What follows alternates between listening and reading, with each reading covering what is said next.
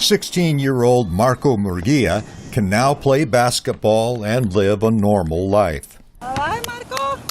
But in 2007, when he was 10, his mother, Connie Murguia, noticed he was acting sluggish and took him to Texas Children's Hospital in Houston. His heart wouldn't pump enough blood, and he was pale.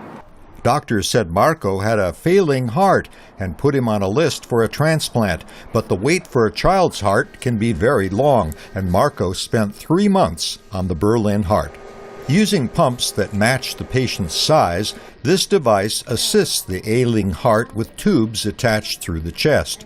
Do we know when you think you might be able to Dr. Charles Frazier, chief surgeon at Texas Children's Hospital, was the principal investigator in the newly released study of this so-called pediatric ventricular assist device.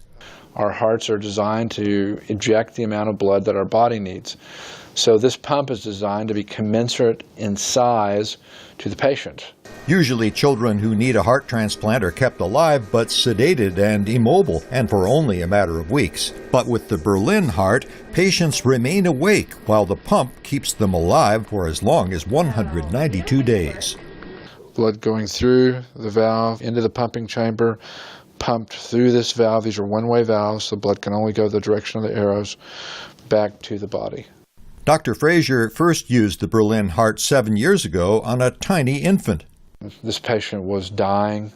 We were able to support him with the device, actually a device this size. He subsequently achieved a cardiac transplant, doing great.